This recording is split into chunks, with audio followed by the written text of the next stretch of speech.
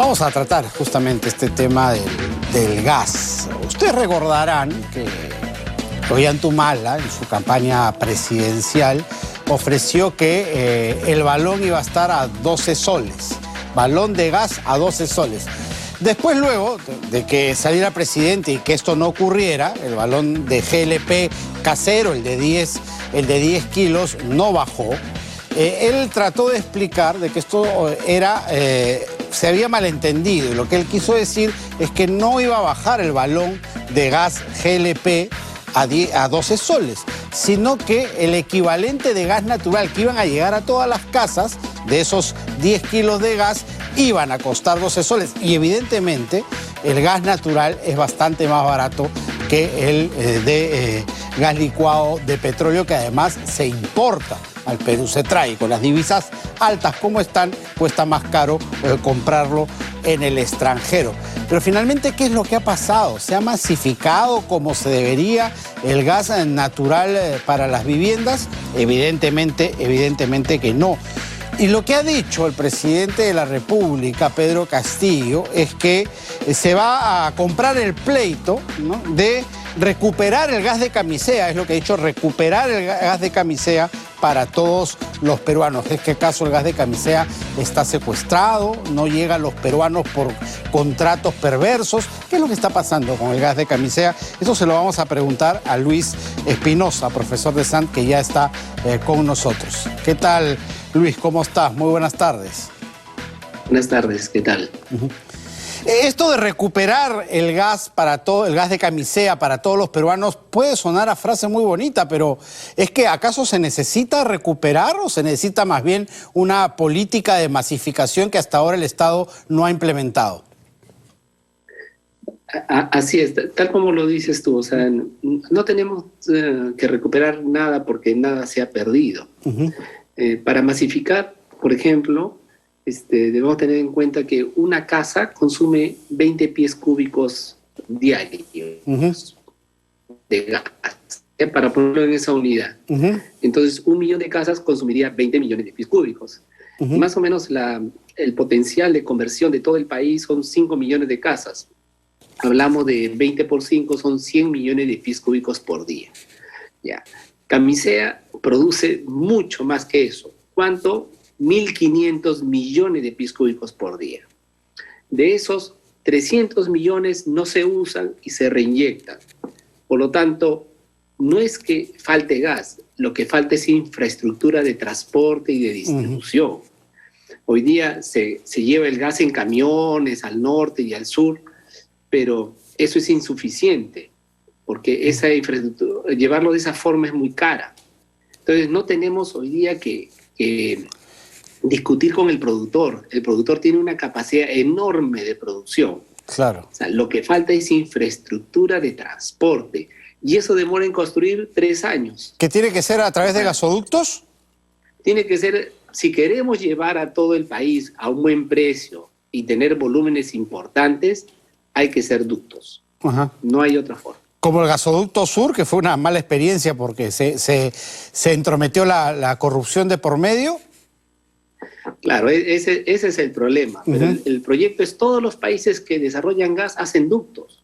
O sea, ningún país sustenta su desarrollo de gas ya a gran escala con camiones, o sea, llevándolo en forma de camiones. Eso está bien para la periferia o un mientras tanto uno llega. Pero los ductos hay que llevarlo a lo largo de la Panamericana para poder llegar al norte y al sur, ¿ya? Y dentro de la sierra. O sea, ese es el único desarrollo a largo plazo es ese. Ahora, ¿hay una política para eso? ¿Hay una proyección? ¿Hay un plan? ¿O estamos en cero? Hace 10 años, cuando empezó el gobierno de Humala, se trató de hacer una política de ese sentido. Pero lamentablemente son políticas un poco tibias, porque creen que lo único que hay que hacer es sacar una norma y dejar que esto funcione. Si queremos que funcione con el capital privado, el Estado tiene que poner su parte. Entonces, no es sacar una norma solamente. ¿Y cuál, aparte de las normas, cuál es la parte del Estado que tiene que complementar al privado? El garantizar la recuperación de inversión, porque estos ductos se recuperan en 20 o 30 años. no se recuperan de la noche a la mañana. Claro, perfecto. Colombia es un buen ejemplo, ¿no? En estos últimos años ha avanzado muchísimo, tuvo una política verdadera de Estado de masificación de gas. Bueno, México ni que se diga, lo tiene desarrollado hace muchos años. ¿Por dónde caminó Colombia justamente, que podría ser un buen ejemplo para tratar de adaptarlo a la realidad peruana? Mire, ahí Colombia, usted bien lo señala, Colombia ha desarrollado ductos y tiene menos reservas de gas que nosotros. O sea, produce menos que nosotros y ha desarrollado más ductos. O sea, le ha acelerado la conversión, ha financiado las casas, tiene un programa de conversiones muy fuerte, con subsidio. O sea, a veces no le gusta decir la palabra subsidio, pero esa es la palabra, hay que subsidiar. Así como subsidiamos la electricidad, así como subsidiamos el GLP, tal como usted lo ha mencionado, esos 13 soles es un subsidio que estamos dando. Entonces no podemos tener dos políticas diferentes. Además un subsidio general, no un subsidio focalizado, pues no, porque finalmente va a recibir la reducción el que tiene plata y el que no tiene. Se benefician todos. Así es. En cambio, en el gas natural usted subsidia el recibo de frente. Usted sabe quién es el recibo. Es igual que la electricidad. O sea, ese es lo bonito del gas, que si quiere subsidiar, sabe a quién lo puede subsidiar. No es generalizado. En cambio, en el GLP eso es generalizado.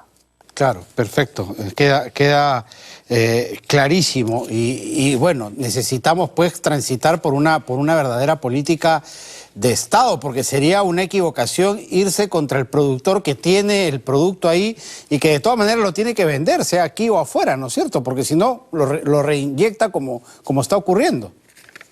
Así es, nuestro mayor aliado es el productor, quien está dispuesto a poner el gas a un precio barato, digamos, lo ha puesto para las regiones. El problema del gas y de su precio final no es del productor, es en las redes, en los ductos, eso es lo caro. Por eso, si el Estado lo quiere bajar ese precio, tiene que ayudar a subsidiar los ductos. Correcto. Y habría que recordarle también a la gente, pues, porque eso habla mucho de cómo somos en estas planificaciones de largo plazo. ¿Cuánto tiempo estuvo el gas de Camisea bajo tierra desde que se descubrió hasta que se empezó a explotar, ¿no? Claro, se descubre en el 84 y se explota en el 2004, claro, o sea, 20 años. En el gobierno de Toledo. O sea, no es raro que demore tanto. Sí, pues. Y finalmente termina siendo, porque hablamos de subsidios, a veces la gente se espanta con eso, ¿es verdaderamente rentable hacer esa inversión a largo plazo? Sí, miren, creo que mucha gente pierde de vista que gracias a Camisea se generó un proyecto muy grande en el país de transformación energética. Toda la generación eléctrica se pasó al gas, o sea, toda la térmica, se creció fuertemente gracias a Camisea. Las regiones donde se produce el gas, llámese Cusco, tuvieron ingresos económicos enormes, enormes. El 50% del valor de Camisea se va hacia las comunidades, hacia las regiones. Entonces, todo eso que generó el gas, uno dice, ¿y por qué solamente el Cusco? Porque ahí es donde está el recurso, pero lamentablemente el Cusco no tiene ductos, porque ninguno de esos recursos que se generó pudo haber pagado todos los ductos que quisiera en el Cusco, pero no se usó para eso, se usó para otras cosas. ¿Y ese canon se puede usar para eso? Porque a veces las limitaciones del uso del dinero del canon es muy reducido, ¿no? Muy acotado. Sí, pero el Estado tiene que tener claro qué proyecto quiere hacer. ¿Quiere mirar a largo plazo o a corto plazo? Corto plazo es mirar el GLP. Largo plazo es mirar con qué vamos a cocinar dentro de 10 años. ¿Con GLP? Camisea se le va a agotar el GLP. O sea, el GLP es un combustible que va a estar de salida en el mundo. O sea, ¿con qué queremos ir? Entonces, para eso se hace planificación. Yo creo que el problema de la planificación es que no se explica a la gente hacia dónde hay que ir, para buscar la economía general, para buscar un bienestar en todos. Y con planes, con metas, con plazos, ¿no es cierto? Que sean finalmente medibles, ¿no? Porque a la gente se le promete mucho, pero finalmente no hay plazos, no hay planes certeros y terminamos en promesas incumplidas, ¿no? Así es. Perfecto, muchísimas gracias, Luis, por haber estado con nosotros esta tarde. Gracias a ustedes. Luis Espinosa, profesor de SAN, ha estado con nosotros. Y lo que queda aquí como resumen es planificación. La gestión tiene que estar planificada, debemos tener un norte y administración tras administración seguirlo hasta conseguir los objetivos finales. Acá el problema es que cada gobierno quiere hacer su propio plan, quiere armar su propia ruta, se cree el descubridor de la pólvora y finalmente termina siendo nada. Nunca avanzamos. En el segundo gobierno de Belaúnde se descubre el gas. Lo iba a explotar la Shell, hubo problemas, la Shell se fue, el gas se quedó bajo tierra. Se quedó bajo tierra todo el gobierno de Belaúnde, todo el primer gobierno de Alan García, toda la dictadura de Fujimori, y recién se pudo trabajar en el gobierno de Alejandro Toledo en el 2004. Queremos que esos sean los plazos que se cumplan para tener gasoductos armados, una red total en todo el país y que los hogares del Perú tengan un gas barato. Esa es la pregunta que finalmente tendrá que responder el gobierno. 3:47. Cerramos nuestro bloque económico.